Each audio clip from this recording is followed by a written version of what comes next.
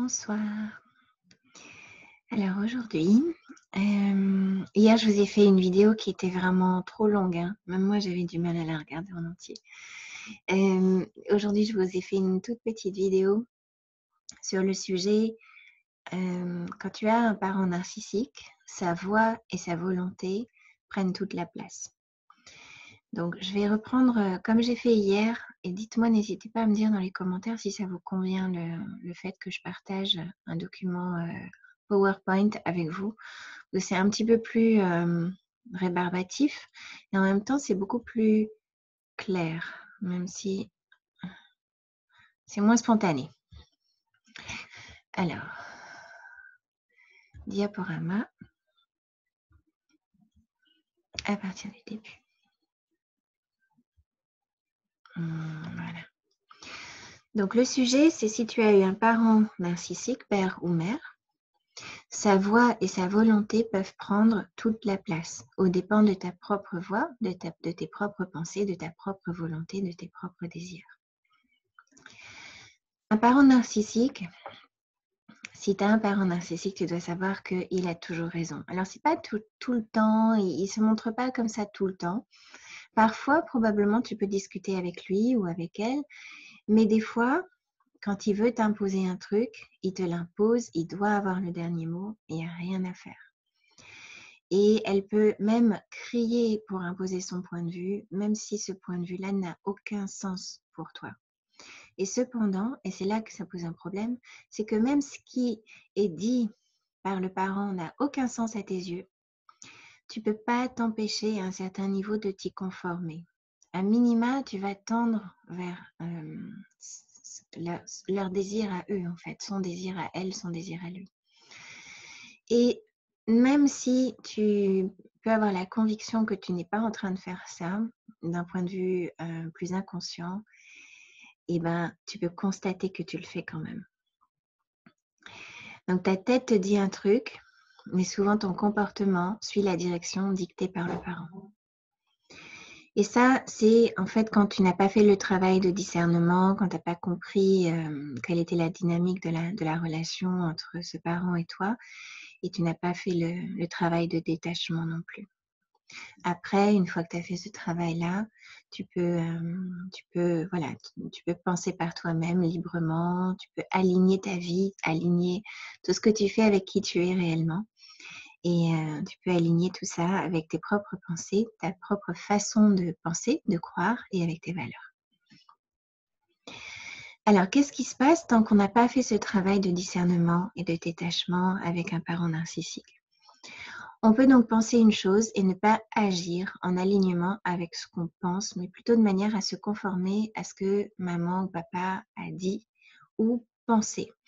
Et là, je vais faire une distinction qui est importante. C'est que parfois, un parent narcissique va dire une chose qui est en fait la chose qui est la bonne chose à dire, mais il ne va pas le penser et avec son langage non verbal, il va dire autre chose avec beaucoup plus d'énergie et c'est ce message-là contradictoire que toi, tu vas enregistrer comme étant son désir. Et ça, c'est très compliqué parce que c'est une communication d'inconscient à inconscient. Donc là, par exemple, j'ai mis un exemple dans cette slide. La mère, par exemple, qui dit « Le mariage, c'est le bonheur, tu dois te marier, ma fille ». Et en fait, tout chez elle va exprimer le contraire. Le mariage, c'est une horreur. Elle ne supporte pas du tout. Elle est aigrie. Et donc, toi, tu ne vas pas te projeter en fait, dans un mariage heureux naturellement. Donc, tu peux, et c'est ça qui est assez malheureux, affirmer vouloir faire quelque chose et juste te rendre compte que tu es bloqué, tu sabotes ce que tu fais. Des fois, tu ne peux même pas commencer en fait. Tu es bloqué au moment de démarrer, tu ne peux pas commencer. Tu ne sais même pas pourquoi tu es bloqué parce qu'en fait, tu sais que tu sais faire mais tu n'arrives pas à commencer. Ou alors, tu commences et tu finis jamais. Alors, la raison à ça, c'est parce qu'à un niveau inconscient, tu as intériorisé une voix qui est très puissante et qui ne tolère aucune contradiction Et d'une certaine manière, cette voix-là, elle va t'empêcher d'agir, t'empêcher de progresser autant que tu le pourrais et empêcher ta réalisation. Alors, quand on a ce genre de blocage, on peut investiguer du côté des parents et le potentiel narcissique chez eux. Ce n'est pas évidemment la seule raison pour laquelle on peut avoir des blocages. Le sabotage et l'autosabotage, donc je continue sur ce sujet-là. Si tu as eu un parent de type narcissique, tu as peut-être constaté que si tu voulais faire quelque chose qui t'inspirait et te rendait heureuse, tu voyais que ton parent, il faisait la moue, il critiquait ton projet, il tentait de te décourager. Évidemment, il te donnait aucun support, aucun encouragement, il te valorisait pas du tout dans ce que tu avais envie de faire.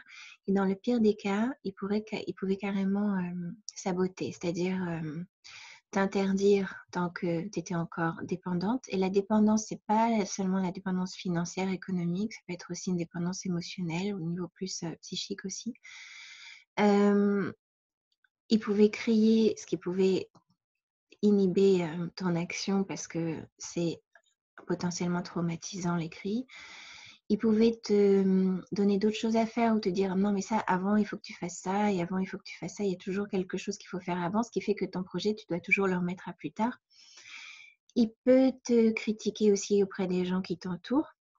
Donc si tu essaies par exemple de parler d'un projet, il peut en parler mais de manière négative aux gens qui t'entourent. Ou alors, il peut même manipuler les personnes qui t'entourent pour te décourager. Et il y a plein d'autres façons, en fait, de saboter quelque chose. Et de ton côté, si tu n'as pas fait donc ce travail de discernement et de détachement, tu peux constater que malgré tous tes efforts, tu n'arrives pas du tout au résultat que tu souhaites. C'est comme, tu sais que c'est possible, mais c'est toujours inatteignable, en fait. Tu n'arrives pas à le toucher. Et tu peux ressentir comme une force qui te retient d'une part et une force aussi qui te fait rater en fait ce que tu entreprends. Et honnêtement, si tu rates toujours ce que tu entreprends, honnêtement, rater systématiquement, il faut être doué en fait pour tout rater. Il faut être vraiment, non, il faut avoir une certaine stratégie, une certaine intelligence pour tout rater. C'est comme ça. Et à côté de ça, tu peux constater que tu ne rates pas aussi souvent et tu réussis particulièrement bien ce qui est en accord avec la volonté parentale. Mais ce qui est en accord avec la volonté parentale, et même si tu réussis, notamment sur le plan social ou avec, dans un couple avec le mari ou la femme qu'il ou elle a voulu pour toi, c'est pas parce que tu réussis de manière au regard des autres que toi tu es heureuse, parce que tu ne vas pas forcément respecter tes propres valeurs et tes propres désirs. Ce qui est compliqué avec un parent narcissique, c'est que quand on voit systématiquement de l'opposition dans son regard, on a du mal à valider ses propres ressentis, ses propres désirs, ses propres valeurs. Et tu peux remarquer que quand c'est vraiment un truc à toi, que tu as vraiment envie de faire, parce que ça vient de toi, ça vient de tes tripes, c'est là que c'est difficile. Alors que normalement, ça devrait être le contraire. Normalement, tu devrais avoir de la facilité à faire ce qu'il t'est naturel de faire, ce que tu aimes faire. Et souvent, avec un parent qui a des traits narcissiques, c'est beaucoup plus compliqué. Voilà, je vais m'arrêter là pour cette vidéo. Donc, comme hier, je t'invite à commander ton PDF. Je l'ai mis comme ça, en fait. Le PDF que je vous offre en ce moment, c'est un mini e-book que j'ai écrit pour t'aider à repérer les traits narcissiques chez ta mère. Ça s'adresse aux femmes, donc aux femmes qui pensent qu'il y a une piste à creuser de ce côté-là, du côté de la mère. Évidemment, c'est gratuit. Si tu penses que ça te concerne, c'est une étape très importante pour aller mieux. Et surtout, il faut que tu te souviennes qu'il ne s'agit pas de juger, de condamner sa mère, mais c'est surtout, le but, c'est de comprendre pour pouvoir se libérer, pour pouvoir vivre ta vie à toi.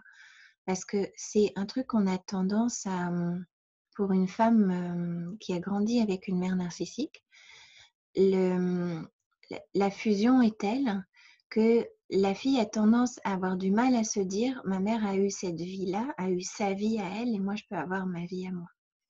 C'est pas facile en fait hein, pour les femmes qui ont grandi comme ça.